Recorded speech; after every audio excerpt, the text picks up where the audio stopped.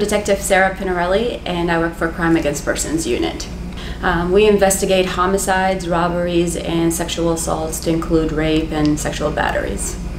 I was on patrol first, and then I was transferred to Criminal Investigations Unit. We handled property crimes. I was a detective there for a few years, and then I was able to move to major crimes here.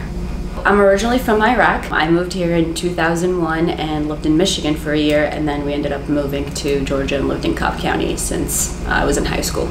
We knew a war was going to, probably happen soon. We're also Catholic, so the Christians are not very well liked in the Middle East, and my mom is a mechanical engineer, so she applied for a position in Michigan and she was accepted for it, so we were able to move with her.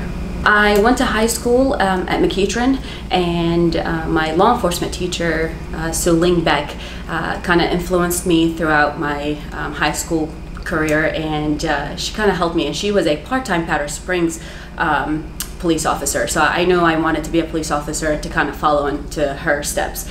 And then I went to college and met Marcy Henley. Marcy was my college professor and who has worked at Cobb County in the past, and she always had good things to say about the department. I also worked for the sheriff's office when I was 18 years old, and I was a civilian there. And I've always interacted with police officers from Cobb, and they were always professional and they always seemed to help, so I knew that this would be the department for me to come work at.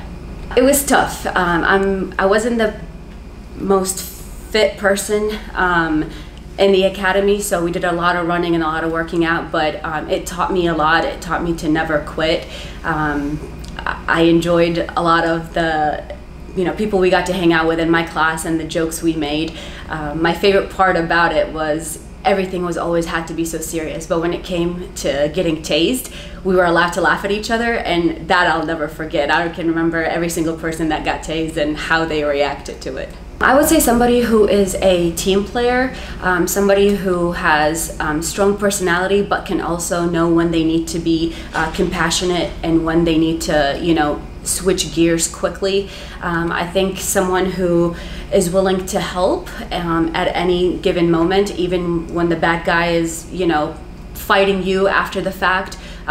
They still need help. You still need to get them off their feet and that kind of thing. So I think I need somebody who can change quickly as far as the situation goes and being able to, get the job done pretty much. I would say racism, because it's brought up a lot, and people always think that police officers are, out to get them, and I think that is so not true. I've had so many positive, I've also had negative experience, and this is part of why I wanted to join the police department, to make that change, to make people think of the good police officers that they've dealt with, and to change that perception about us. So if there is one thing I could destroy, that would be it. I would say how rewarding it is. It doesn't matter their past, it doesn't matter their history, it doesn't matter why they got killed or who they were hanging out with. The getting justice for the victim's family is the most rewarding thing ever. I can think of one incident where we learned about new technology that happened on a homicide that we did not have any good leads on, and that technology helped us get to the suspect, and we ended up arresting him. And I remember making that phone call to the victim's mom and both of us crying on the phone, because it was sweet for us that we got justice for her son, but it was also sweet for her because now she can finally rest and know that the person who killed her son is in jail.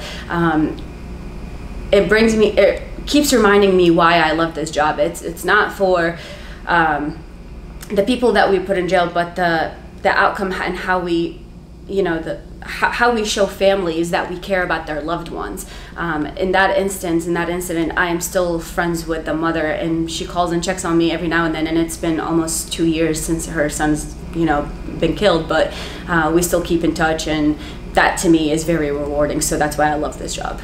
I worked another homicide where there were 30 plus people involved. It was gang related, and I remember me and my partner were out doing a follow-up to try to make contact with other people to get more leads, and one of the suspects that we had in mind was just walking down the street, and just based on a picture that I saw of him the day before when he was walking down the street. I saw him and immediately pointed him out, and I was able to get out of the car really quick and place him in handcuffs. And normally as detectives we don't get to do that. They're always usually brought by patrol officers or by other agencies. So for me to put handcuffs on a murderer, that was like the coolest thing that I thought it was. So I would definitely recommend them to do it.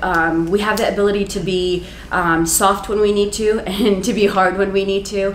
I would tell them to work very hard at it, because you do have to put in the work, not just because, oh, you're a girl, you get some kind of special treatment or anything like that. We're there with the guys, and we need to be doing the same exact work as them. So I would tell them to do it, that it's very rewarding, and that we definitely can make a difference.